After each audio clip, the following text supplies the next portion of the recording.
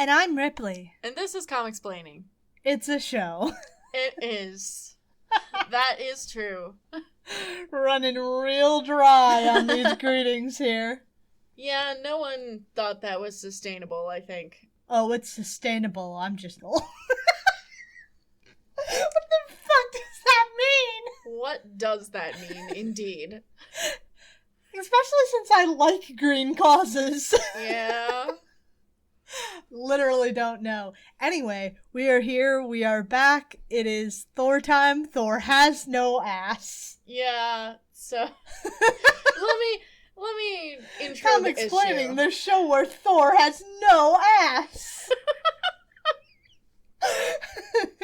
Lovely as it may seem. Let me intro the issue and then we can talk about this cover. Alright.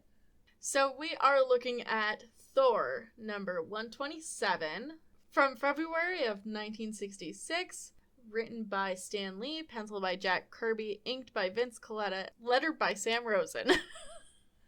Now, how long does this first run with Dan go?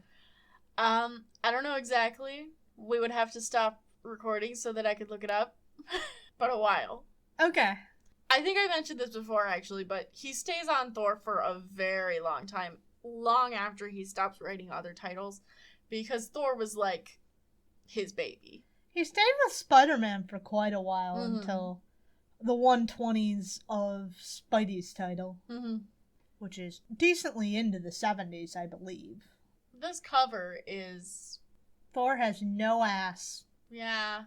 It's a pretty dramatic cover, which is cool, but also some of the anatomy is not good. Yeah.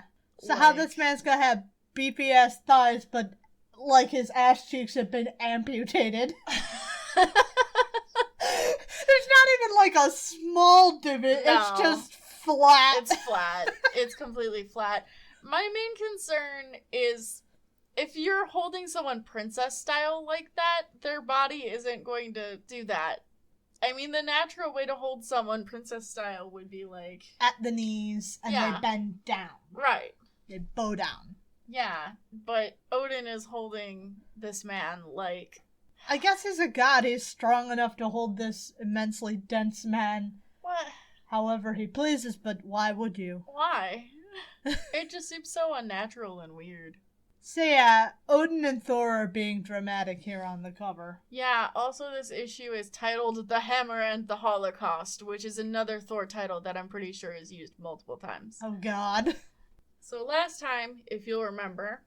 I like the idea of this angle on Thor. I'm not so sure that the execution entirely works. No. Jack, for some reason, for the past couple Thor issues, has been drawing hands really big. I don't know why. But, if you recall last time, Thor had just gotten his ass whooped by Hercules because Odin took away half his power. Actually, Odin had one of his lackeys take away half of Thor's power as punishment for revealing his identity to Jane Foster. And after having that happen, Hercules then was offered a movie deal and went off to be a star in Los Angeles. And Jane is left following Thor, who's pretty dejected. He's had his honor pretty much destroyed at this point. And he doesn't really want to hear what she has to say because she was kind of giving him the cold shoulder earlier. And he's moping because he lost half his power. Yeah, and also he lost a fight to Hercules, which he's not happy about. Yeah. It's just pity party time all over for Thor. Pretty much. So that's where we are. Thor is moping. Jane is trying to get his attention and trying to reassure him. No, not okay. Nothing's ever okay anymore. Yeah. Everything sucks. He's like, be gone, Jane. But Jane will not be gone. Holy shit. No, she's like desperately trying to get his attention and get him to stay and make him feel better, and he's just not having any of it. So finally he storms off because he decides that he needs to be alone for a while and figure out what he's going to do about this entire situation. Like, you can't love me. I'm half of my power. That's stupid. Yeah, well, it's less that he's lost half his power and more that he lost a fight. That's the main thing that he's very upset about. Yeah. So as he's going, Jane thinks she's going to do follow him, but nearby a man gets hit by a car, and as a nurse, she has a duty to uphold, so she has to go deal with that instead. It's not like she can fucking fly after him anyway, so... Exactly. Like, what is she gonna fucking do? What the fuck is this supposed movie set all about?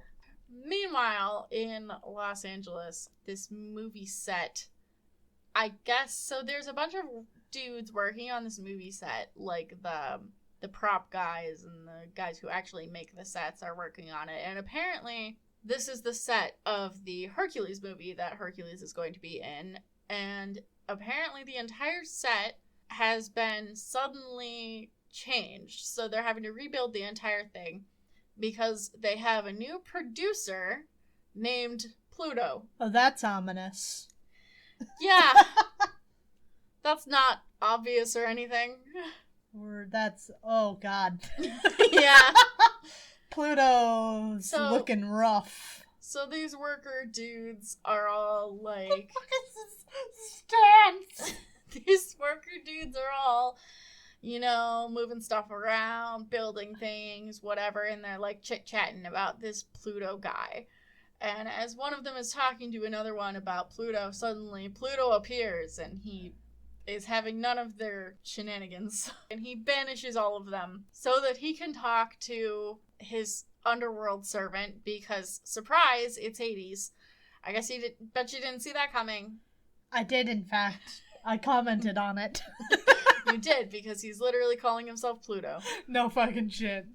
Apparently, his plan is he's going to bring Hercules to this movie set and trick him into accepting his job because he doesn't want to be in charge of the underworld anymore, so he's going to trick Hercules into doing it instead. I always got the impression that Hades was usually pretty chill about the underworld. Yeah. I don't know if that holds true to both Greek and Roman mythology because we're calling him Pluto here. I don't know what the Romans thought. Oh, Marvel kind of conflates the two, but honestly, I'm really not sure. It is true that Zeus appointed him to be in charge of the underworld. I don't know much about it, honestly. It's not my area of expertise. Yeah. But, either way, he's kind of a natural villain. I mean, just look at Disney. Well, yeah.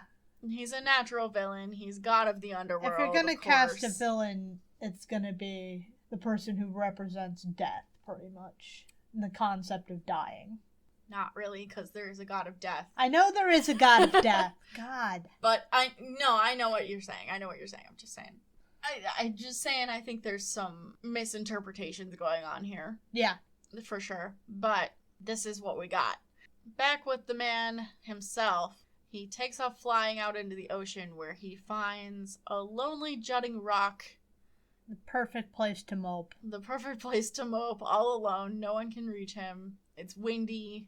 He's miserable. So he just sits there and ponders his fate.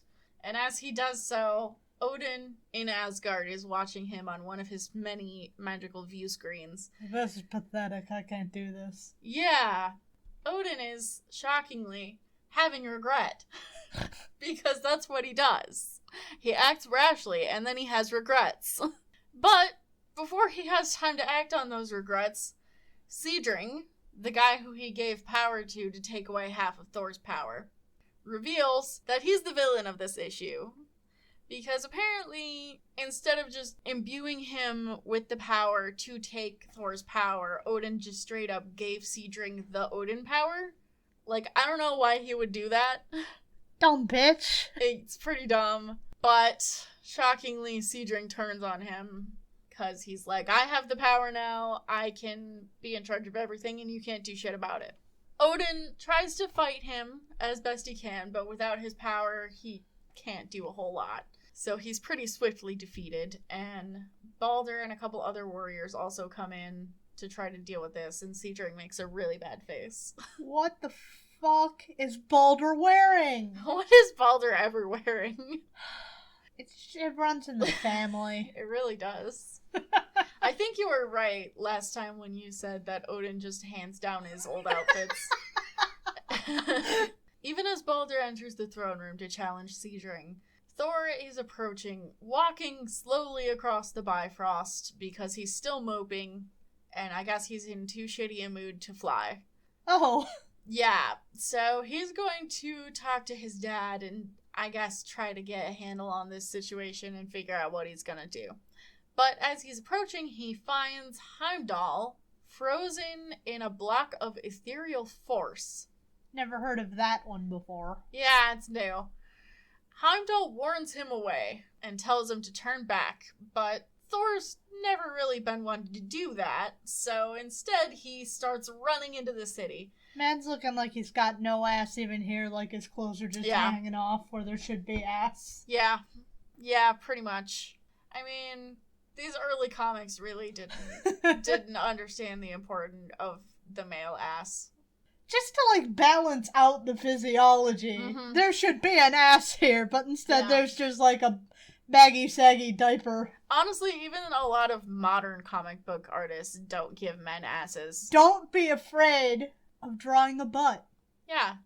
It doesn't make you gay. You're not gay if you draw a man's butt. In fact, if you don't draw a man's butt and it is your job, you're bad at your job.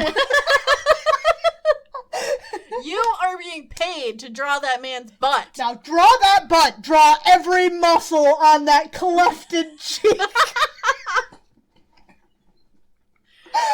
Oh my god. As Thor is jogging through the city, he's finding pretty much everyone is tangled up in these strands of ethereal force. It kind of looks more like tinsel.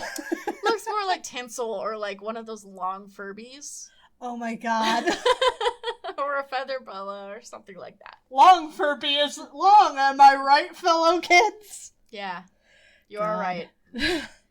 And all of these guys tell him to turn back because there's nothing he can do, and Odin is suffering a fate worse than theirs, blah, blah, blah. He's suffering a fate worse than being tangled in tinsel? Yeah. Shocking. Baldur, too, is also frozen. He doesn't have any tinsel on him, and he also can't talk. He seems to be more literally frozen in time, I guess. As Thor is approaching the castle, suddenly a ring of fire bursts around him. Ring of cosmic flame, huh? Yeah. Old Marvel staple. Yeah. And Siegring approaches, and Thor recognizes him because he's a long-time advisor to Odin. Siegring declares that he's in charge now because he has the Odin force, and Thor needs to join hands with him and they can rule Asgard together. That goes about as well as you think it would. I'm thinking Thor says no. Yeah, he does say no. Wow. I know, it's crazy. It's almost like asking the hero to join forces with you never works. You know, Siegring is right, though. Odin does not deserve Thor's loyalty. No, he definitely doesn't. I mean, like we keep saying, he just fucking acts on his every stupid fucking whim to punish people and then immediately feels bad about it. And it's just like so... It's not gaslighting, but it is adjacent to gaslighting. His fucking hair trigger temper is something that he needs to handle before he can expect anyone to be loyal to him. Yes, exactly. He only commands loyalty because he has power. Yeah. We're not going to deal with this fight between Thor and Siegring yet because... This is quite a look. Yes, back in Hollywood, Pluto has summoned a lady to be the lead in this movie opposite Hercules. And this lady is revealed to be Hippolyta, the queen of the Amazons. Well, I wish she was my girlfriend. Yeah. I mean, I think we all feel that way. But, she's got quite a look on, and she has some beef with Hercules, so she's in on this entire plan. Her feet are so small. Her feet are very small. Pluto has some kind of contract that he's going to convince Hercules to sign, and he reveals that this is an Olympian pact which can never be broken and lasts for all of eternity, which is something I've never heard of, but okay. Well, you're not an expert on the subject. That's true, I'm not. So anyone who is an expert on Greco-Roman mythology, please tell me. And law, because that's important. And law, please. Greco-Roman mythological law. Yes, please shoot us an email at comicsplaining@gmail.com if I am completely wrong about the Olympian Pact, and that is a real thing. Let's get back to Thor, though. Thor is going after Seadring. Seadring's a little bit boastful. He's like, how can you expect to attack one who possesses the Odin power? Cocky. Yeah. Seadring summons, it says planetoids, but they're actually like asteroids. Cause they're like meteors or something. Yeah, they're big rocks. So Seadring summons a couple big rocks and throws them at Thor, but he ducks out of the way just in time. So they just smash harmlessly, I guess, into each other or the wall or something. I don't know. Looks like the floor. The floor? I don't know. And then Seadring summons a globule, which sucks Thor into it. And it is revealed that this globule is liquefied wolfsbane. I don't know what that would do. What does that do? I don't know what the fuck wolfsbane is. I don't know. Now, granted, I don't know much about plants, but I don't think wolfsbane is poisonous to people. Although it says that the wolfsbane will... Okay, it says it'll drain the remaining breath. Maybe he just can't breathe.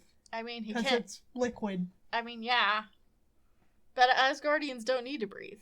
They can be in space. Right, but then they do need to breathe sometimes. When it's convenient. Exactly. Maybe it's the wolfsbane. The wolfsbane is what makes it so that he has to breathe. My only weakness, being unable to breathe through wolfsbane. Yep. That's the problem. So Thor is struggling in this globule of liquefied wolfsbane. The fuck does that mean? But apparently he thrashes around enough that Seadring can't contain him anymore, so he releases it, and Thor is free once more. And very wet. And very wet, and angry. And... That's me too when I'm wet. Mm-hmm. Yeah. So he starts, I guess, chucking rocks at Seadring. That's also me when I'm wet. Just throwing rocks. I see. I don't want to take you swimming then. Very fair. It's fine as long as I'm not around rocks. Yeah. Seadring is kind of sheltering in this force field shield thingy. It's a globule of solid wolfsbane. Yeah. Maybe it's the ethereal force. Yeah, and Thor approaches him to strike him, but instead of hitting the force field, he summons a blinding flash of lightning, which briefly stuns Seadring. And when Seadring comes to, he realizes that Thor has run off. And at first he thinks Thor's run away, or he's trying to, gain some ground or something. But he swiftly realizes that Thor has a particular destination in mind. Yo. In fact, the Odin sword's back! The Odin sword is back. Thor is going to the Odin sword because he has a plan. Imagine if this was like a regular sized sword that still had like cauldrons of flame. That'd be fucking badass. Impractical as all get out, but badass. Yeah, and like dragon feet underneath it and shit. Very cool. I sit here and say this, and yet I've made fun of Kylo Ren's stupid ass sword how many times? Yeah. Well, he deserves it, though. Kylo Ren. Sorry to any Kylo Ren stans out there. Except I'm not sorry, he sucks. I'm not sorry at all. I wouldn't even apologize as far as just pretending. Seadring realizes his plan, because if you recall, when the Odin sword is, I guess, drawn or destroyed, Ragnarok time. Ragnarok happens, according to Stan. Does this continue on, or do we just at some point forget the Odin sword exists? At some point we forget, but it continues for a while. Alright. So if Seadring doesn't want this to happen because he will die, and everyone else will die, and he will not be in charge anymore. Understandable. I don't think anyone should want this. I don't think Thor should want this either. It's a bad plan. Yeah, well, Seedring hits Thor with a bolt of energy, I guess? Very vague, but okay. It brings Thor to his knees, but not so much that he's unable to make one final lunge for the hilt of the Odin sword. And he grabs onto it, and he calls out to Seedring, who isn't in the room, but I guess knows what he's saying because he has powers. He calls out to Seedring that if he does not surrender and yield the power back to Odin, Thor will destroy the sword. For a minute, Seedring doesn't answer. And Thor's like, okay, I guess that's it for us. But then Seedring suddenly appears and is like, no, that's okay, I'm good.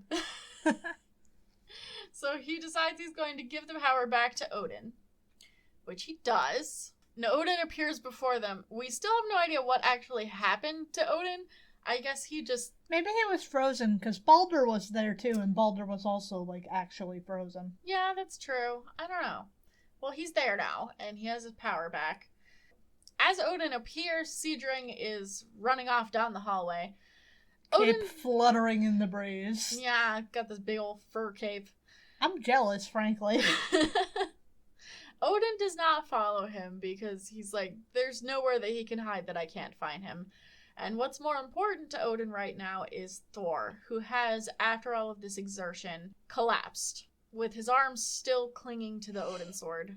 Odin feels absolutely awful because he caused this, and all of the preceding things. This was all his fault, so he's allowed to feel bad. Yes. So he gingerly picks up Thor and bears him away. Oh man, I have something kind of dorky. Yeah. Kind of a dorky tangent to go on. Do it. Which I can, because we only have 2 issues this episode. Do it. This is a really good illustration of something in the mythology that a lot of people actually don't pick up on, because a lot of people expect Loki to be foils with Thor, right? Right. But in actuality, Loki is foils with Odin, because they're both tricksters who like to dress up in costumes and play tricks on people for their own gain. They both are prone to causing problems and then later having to deal with those problems that they caused in some way. Right. You don't see that very often in the comics because they decided to make Loki Odin's son. Yeah. Stan is pretty solidly on the Thor and Loki are foils train, which, like, I'm not gonna say you're wrong, but it is kind of a shallow reading. So I just think it's really interesting when we get this side of Odin where he fucks around and finds out. I do think it's interesting that we get to see Odin as not the flawless father figure, which is never something we've really gotten to see in the stuff we've read of Stan on dads. Yeah, Stan's daddy kink. God, no! Every time you say it, it gets worse! Yeah, it is refreshing. I just wish it was consistent. Yeah. Because it's really not. Sometimes Odin has flaws and then other times he's completely irreproachable. I just think this man does not deserve the loyalty that he commands. Absolutely not. So, that said, let's get into Tales of Asgard. Oh, what the fuck? So there's... Vala, you're looking rough, my girl. Yeah, there's some art here. Things have been drawn. Indeed they have. Now, is this Odin taking a shit on top of this rock, or? Yeah, that's Odin. Okay. I like his grass shoulder pads. Yeah. Baldur's over here wearing purple. Well, as you do. As you do. Purple and orange. I'm more focused on Vala here. Yeah. Vala's looking rough. Vala has looked better. Has she? Yes. Okay. Very much so. Alright. Looking forward to the day when Vala doesn't look like that. Doesn't look like this. I don't even know how to describe it. She's got like her face, the beginnings of 5 o'clock shadow. Her face is weirdly droopy. Her mouth is cavernous. Beyond description. Cavernous. That's close, but it's also more like it juts out, so she's got like a major underbite, And her mouth is huge. It's more like a soup ladle. Yeah, and her eye is... wandering. goopy. And her arms are very long and knobbly. Yeah, this is a lot. It's not good.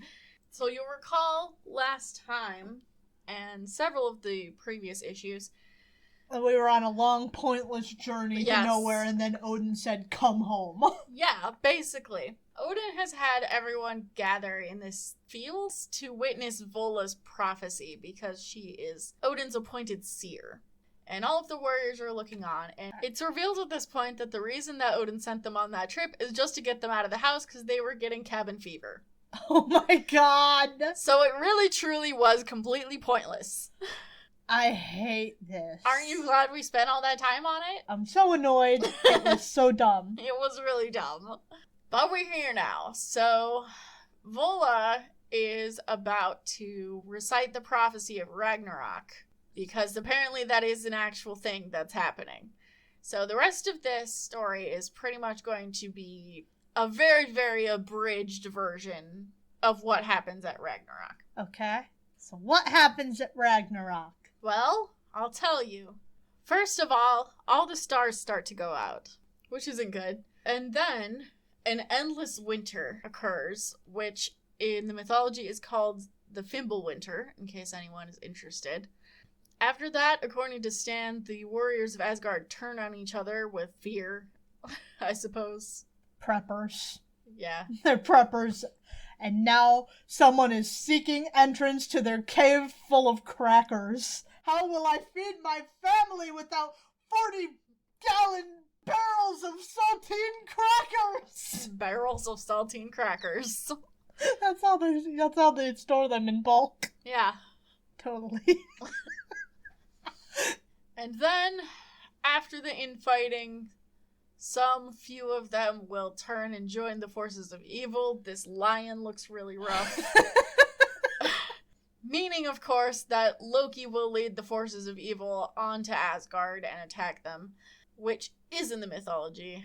Actually, Loki is supposed to arrive with his daughter Hela at the head of an undead army, but whatever. We haven't addressed Hela yet, so... We have not. As a last resort, the armies of Asgard would destroy the Bifrost, and Heimdall would blow the war horn, which is called the Gjallarhorn, for anyone interested. But the battle would be joined nonetheless, with Odin leading the charge, and Thor at his side, and all of the warriors of Asgard facing the forces of evil. Am I wrong? But I thought that isn't this when everybody from Valhalla comes out to Hala? Yes, it is. When I said that this is extremely, extremely abridged, what I mean is that Stan left out a lot of shit. Okay. So he completely glossed over that.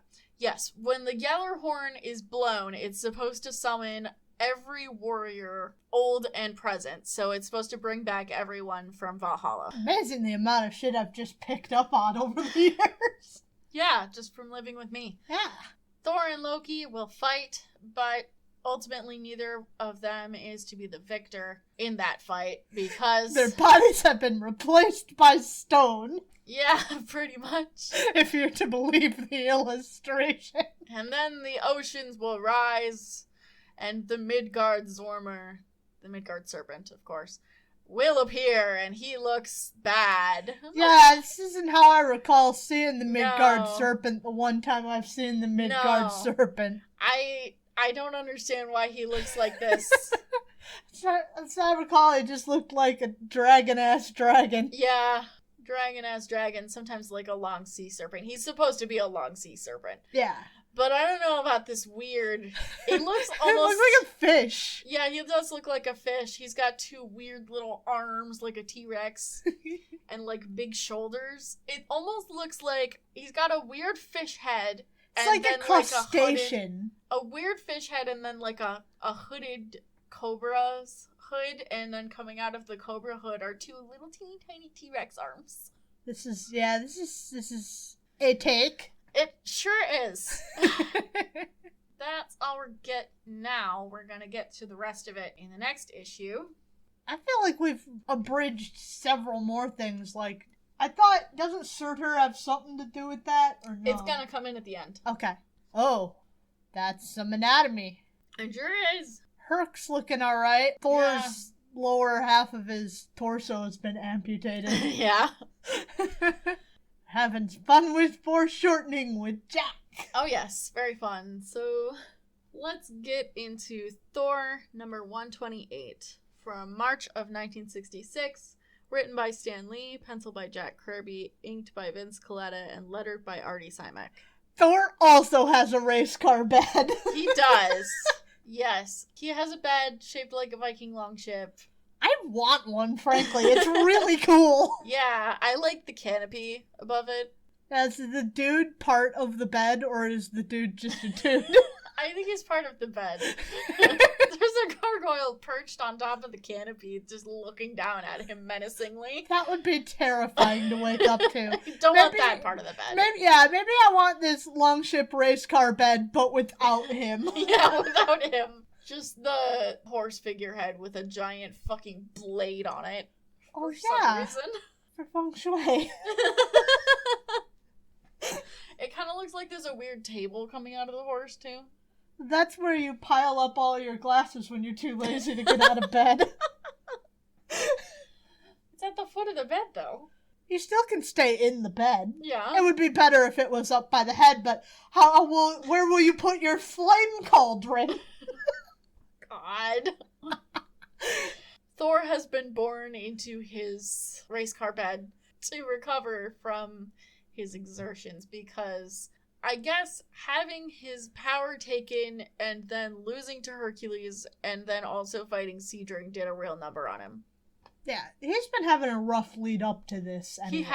He has. Thor needs a nap. He needs to go into the Thor sleep. Yeah, I also like this guy who's like, "Let silence reign! The god of thunder doth take his rest!"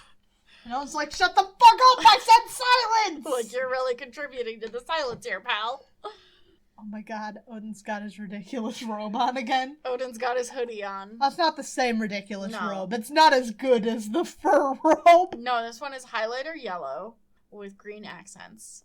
It's his depression hoodie. Yeah. This is my I fucked up and almost killed my son hoodie.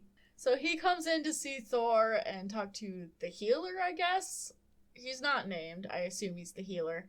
And Odin declares that as soon as Thor wakes up, he will return his powers to him. I don't know why he can't do it now, but whatever. Because he wants Thor to appreciate it.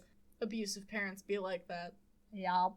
After declaring this, Odin heads off to his throne room where he is going to judge Seadring, who has been captured and also stripped of all his possessions and put in a weird loincloth. Maybe he had the loincloth on ahead of time. Let's not assume. Yeah, could be. Maybe he just wears a loincloth. Boxers or briefs? No. Loincloth. Yeah. Whoa. Odin, what do your elf eyes see? They see all! Odin declares that if Seadring wants power, he shall have it. Oh, God. And in a blinding flash of light, Seadring suddenly finds himself somewhere else. You know what? I have an arrangement here. So Pluto doesn't want to be in charge of the underworld. Odin wants him gone. Odin gets on well with Zeus. Maybe we make Seadring in charge of the underworld. It's an option. They're not going to do that, but, you know, I think maybe you should be like... Odin? Oh, yeah. I think you'd be better at it. The all-person. Yeah. Odin has banished Seadring to, I guess, a planet where it's inhabited by rock trolls. Is it those rock trolls? No, it's different rock trolls. Okay. Different ones. It's always different ones. God damn it. They can't be consistent. Where apparently these rock trolls are going to have him as their king forever and ever, and they will never let him go. And he's like, even death is preferable to the company of such as these. So basically... Dramatic. Yeah. So basically, Odin has forced him to be in the company of some lame-ass dudes forever and ever. Although he is still a king, so I don't understand what his problem is. Right. It's just dumb. This is... Seadring, you're dumb. If you have problems with them, maybe you as king should do something about it. Right. Create a better education system, Seedring. Or order them off to conquer people who are more to your taste. Yeah, exactly. Well, whatever. That's Seedring gone. Bye, bitch. Bye, bitch. Back in Hollywood. Oh, Jesus Christ. This fucking set is getting... out of control. Hercules is arriving on set with his new agent. Apparently this is what Olympus looks like. That's wild. Yeah, Olympus apparently looks a lot like Asgard. Yeah. Where's the Olympian shopping mall? We haven't seen it yet. This isn't real Olympus. This agent apparently, despite having seen Hercules beat Thor and also seen everything else about Hercules, somehow does not realize that he is actually Hercules. I don't know how. Don't ask me. He's jaded. It's like the many people who claim to be Anastasia. Oh, God. Grandmother, it's me. Anastasia! God, I love Anastasia. Hercules is walking around and he's noting how incredible it is that this set really does look like his home. Weird how that happens. Wild. Crazy. Hippolyta's hot. Yeah, Hippolyta comes forth. She's wearing like a helmet that covers part of her face. She's still hot. Yeah. Well, no, that's not, I mean, I'm not saying that impedes her hotness. I'm just saying it means that Hercules doesn't recognize her. Yeah. Because he definitely would. He does recognize that she's hot. He does, in fact, and he's immediately trying to hit that. Because she is the lead opposite him in the movie. But they continue on throughout the set when suddenly... Oh! Some kind of warrior beast giant thing approaches Hercules and just cracks him over the fucking jaw. Which a voice from off screen says that this is some kind of robot created by the technicians and it's like a test to see how good he is in a fight scene. How good he looks in a fight scene. Yeah, how good he looks in a fight scene. And Hercules responds that he will rend it asunder with but a single blow. And they're like, I don't. So a wall of flame springs up before he's able to do that. And Pluto approaches and says, please don't do that. This robot was expensive. Pluto's fucking look is really bad. And yeah, it's really bad. Again, we have to say, anybody who's doing the male pattern baldness, hair ring around the baldness, just shave. Just shave. Just get rid of it, please. You look better bald. Yeah. Also, I don't appreciate his facial hair. No. It's bad. Yeah, I don't even know what to say about that. Also, the sunglasses are something. So he approaches Hercules, and Hercules apparently doesn't recognize him either. Hercules, himbo extraordinaire. He's still thinking about how hot Hippolyta is. Yeah. And how much he wants to fight the robot. Yeah, pretty much. Pluto brings him to the other room where they've prepared a special feast for him, and he's really getting pampered. Meanwhile, we're gonna check back in with Thor. Even though he's not fully recovered, he's apparently out on a hunting trip with Balder as his guard, I guess. And they're kind of in this weird ice sloop going across some ice. I love Balder's little furry outfit with the horns. I know. They're both decked out in full furs inside this weird sloop. And Thor has a fucking harpoon gun. He's hunting from bed. He is hunting from bed because he's a prince and he can do that. I guess even though he's not fully recovered, he's just bored and wanted to go do something. So he takes a shot at these beast fish, which are something. They're jumping up out of the water through a hole in the ice, and they're fucking huge. And he misses with his harpoon, which only angers them. So they set upon the vessel. I don't know what else to call it. They set upon it, and Balder, as Thor's guard, fends them off with a chair. Give him the chair! Which I don't understand because he has a sword and a gun. Why do they have guns? But he's able to fend off the beast, and they speed away. And Thor is able to admit now, maybe this was a little premature, But he's feeling a lot better, and very soon he will be his normal self, and then let Hercules beware. God, drama queen. Hercules is having a great time, as I'm sure you're shocked to find out. Not at all. He's watching Hippolyta and, I don't know, an actress have a play fight. And as he's eating and watching this and having a great time, Pluto approaches him with the contract and shows it to him. And I guess Pluto probably did not count on the idea of Hercules reading the contract before signing it, because Hercules immediately spots a clause that says that he must rule the netherworld for all eternity. But Pluto did account for this somehow, because he then says, "Oh, that's just the theme of the picture." And Hippolyta comes up and says, "Yeah, according to the plot of the movie, you conquer the entire netherworld by defeating Pluto in battle. And I remain by your side all the time." Hercules is like, yeah. So, bringing in pretty girls and playing to his ego. Of course Hercules is on board with this. So he signs with his thumbprint. At which point, Pluto immediately cries out that he has won. This is the culmination of all of his wishes and his desires. And he is finally free. He quickly whips off his sunglasses to reveal he looks exactly the same without them. And Hippolyta takes off her helmet, and Hercules recognizes both of them. But it's too late. Pluto summons a portal in the floor with a giant staircase leading down into the netherworld, and he says that Hercules will now rule there forever.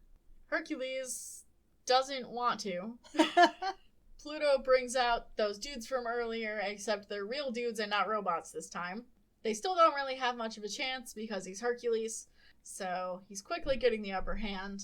Meanwhile, Thor is also doing pretty good right now. He's pretty much fully recovered, and he's having a joust with Volstagg.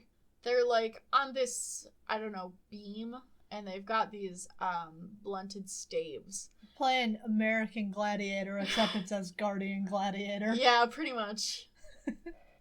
And Thor swiftly wins the match. And Odin's hat is a lot. Yeah, Odin's hat is a lot. Odin approaches Thor, and he's very happy that Thor has recovered and he's regained all his power. Thor begs Odin for a boon, because there's one thing that he truly wants. He wants to go back to Earth and fight Hercules again. Beat Hercules' ass. Yes. Odin grants this and sends him hurtling down to Earth in a fireball. Because that's what he does. Dramatic. Very dramatic. Thor arrives on the set where Hercules is at to find it pretty much in ruins, and he follows the sound of battle. Wow, it doesn't take long for Herc to make a mess. Yeah, he figures at first that Hercules just kind of destroyed this place, but then he hears the sounds of battle, which he follows, and sees Hercules fighting off pretty much an entire army by himself. And while he did come here to fight Hercules, he doesn't much like the underhanded tactics at play here, so he is actually going to back Hercules up in this fight. Fight bros. Yes. Thor rushes into the battle, and as he does, Hercules notices him and says, "You can't do this, you're not strong enough to do this," but he's swiftly proven wrong. And Hercules, I love this so much. Thor is just like single-mindedly, he wants to fight Hercules. He's got to restore his honor, and Hercules is just like, "Hey, it's Thor! Hey, look, you're fighting these guys really good. That's awesome." It's so good. I love Hercules so much. Yeah, he's great.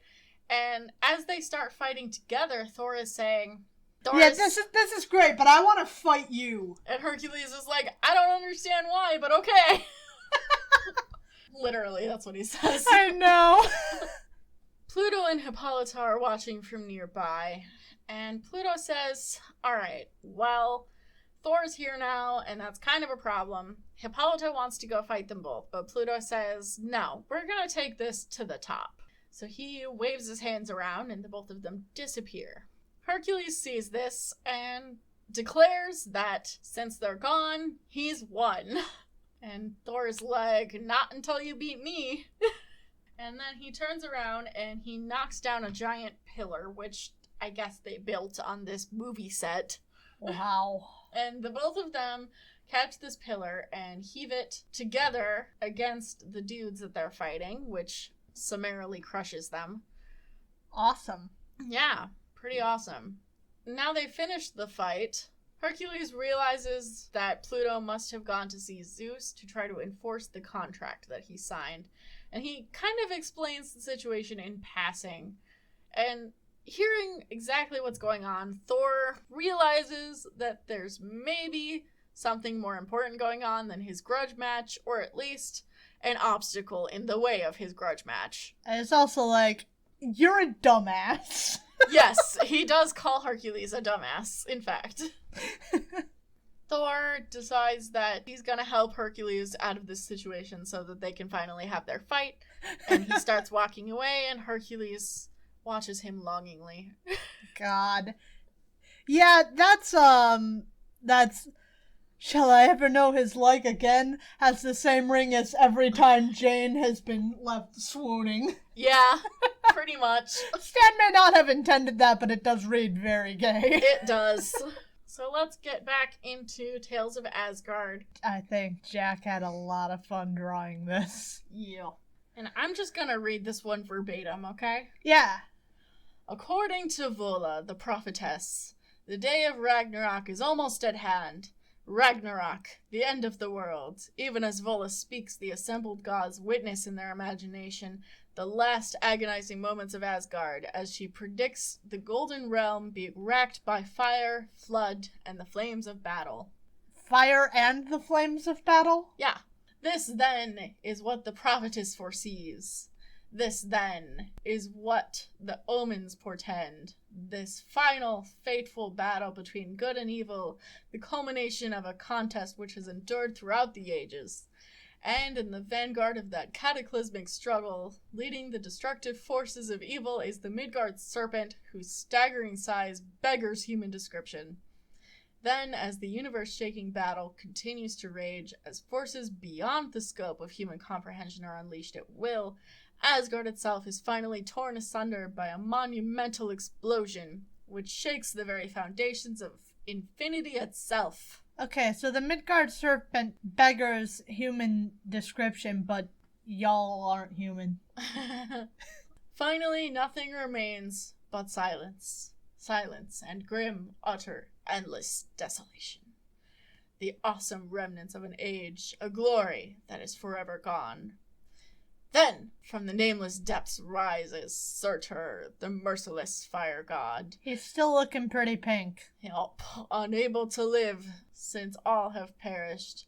He sears everything about him in a final act of blind fury, until at last naught remains of Asgard but a charred, smoking mass, a celestial cinder, which shall smolder and glow while the long years pass.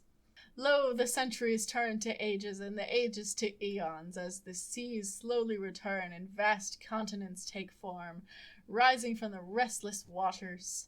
In time, vegetation bursts forth over the land, as an abundance of greenery, of lush verdant flora once again fills the air with the scent of reawakened life. A life soon shared by the young new race of gods, which joyously takes domain over all it beholds. Basically, Midgardsormr is supposed to kill Thor, and then Thor kills Midgardsormr. They kill each other, basically. Yeah. And then the whole fight comes to a conclusion. Everyone dies, and then Surtur burns everything. And then sometime after that, it kind of all starts again. Yeah. Because Ragnarok is a cycle. It's like this in the mythology, too. In the mythology, it also extends to Midgard. Right. When Ragnarok happens, everything ends. And then starts over. Right.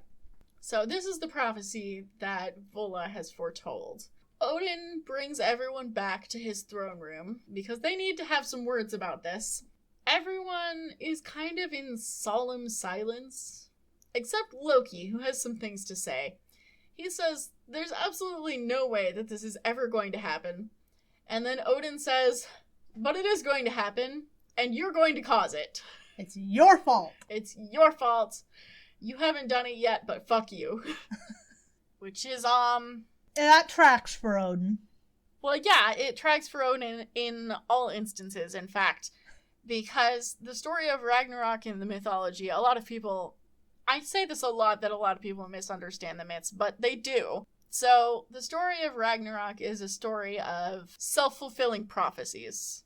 It's the story of the king who hears a prophecy of his own demise, and in his, fervor to make it not happen, in fact, does everything that makes it happen. Just like the story of the Minotaur. Or Oedipus Rex. Oedipus Rex, yep. The story of Ragnarok is exactly that. Odin creates the exact circumstances and all of the monsters that he fears. So this really tracks with that. I'm not sure if it's what Stan was going for, but it works. It works. The great thing about comics and about mythology is that we can choose to interpret it however we want. Yeah. Yeah. I've often called comics modern-day mythology for similar reasons. Yeah, and you're not wrong. So that's it for today. All right. We haven't seen a movie this past week, so no. We don't have a closing segment on this one. That's going to be it for us. Any of you experts in Greco-Roman mythological law, I got to tell you where you can hit us up. We are comicsplaining@gmail.com. We also have Tumblr, Twitter, Facebook, and we post our stuff on there. Also, Comicsplaining. If you would like to support the show, there are a couple different ways you can do that. You could join our Patreon. We have several tiers, but anyone who joins even the $1 tier over on the Patreon gets access to the released show a day early. And you will also get a shout out. Yes, you will indeed get a shout out. Higher tiers, there are other rewards, but that's what we got over there. We also have something new. We are finally looking into getting new mics. I think it's well past due. These mics were very cheap and very shitty and have long outserved their purpose. And every time we think that they're doing better, they come up with new and interesting sound issues. They sure do. This probably isn't going to happen anytime soon, unfortunately, because we're looking into moving at the end of the year. Hopefully, everyone cross your fingers and hope and pray for us. That means goodbye to the water running neighbors. Yeah, unless our new neighbors also do that. Bitch. But we'll see. So, yeah, that's probably going to happen either the end of this year or the beginning of next year. So, in the meantime, if you would like to support us getting new sound equipment, it's probably going to mean 2 microphones and probably a soundboard. I think we should at least probably get a mixer because yeah, we have realized in doing this, not a soundboard. We've realized in doing this that I talk much louder than you. Yeah. I try to talk loud and it just doesn't work because no matter how loud I think I'm talking, when I listen to it later, it's not as loud as I thought it was. The only way we even come close to evening out is if I'm sitting way back away from my mic. Yeah, sorry, I'm soft-spoken. Yeah, no, it's not a blame thing. It's just reasons why we need some new sound equipment. And I talk way, way quieter than John does. Oh, God. John's louder than me. Yes, indeed. So if you would like to support us doing that, we have opened up a Ko-fi account, or is it coffee? I always pronounced it coffee. Okay. Well, coffee. We have a coffee account. It is ko-fi.com, so ko-fi.com/comicsplaining. If you shoot us, honestly, any amount of money, we will send it immediately towards new sound equipment. The more we get, the better sound equipment we can get, basically. Yeah. It's a good option, if you want to support the show, but you can't afford a monthly payment. Just a one-off, that's all well and good. If you send us $5, we will love you forever. It's true. It's true. Also, if you have any suggestions for sound equipment, mics, or a mixer, you can shoot that our way to our email or any of our social media. We would definitely appreciate it because we are pretty much learning this stuff on the fly. Yes. That's all I had to say about that. Now, there are other ways to support us. If you don't even have a couple dollars to throw over to coffee, which we understand, we've been broke, we get it. There are a couple other ways you can support the show. You could, for instance, follow our YouTube and do the things that go over there, because we do put up a video version of this show weekly with different comic clips of the things we're talking about. If you like us, subscribe us, and smash that motherfucking bell button over on YouTube. That's going to help get our stats up over there so we can eventually do at least a little bit of monetization over on YouTube and get our numbers up. So that's something you can do, or you could rate and review us over on Podchaser or iTunes. And that'd get us up in their algorithm so more people see us. We've got more stuff coming in the next episode, so look forward to that. Yes, there's something exciting coming Exciting down things, yes. the road. But outside of that, I think that's going to be it for us. Send in your listener feedback, any questions, anything you have to the various avenues that we've given you. But other than that, that's going to be it for us this week. We're going to be back with the conclusion of that X-Men 2-parter next week. We look forward to talking to you then. Bye.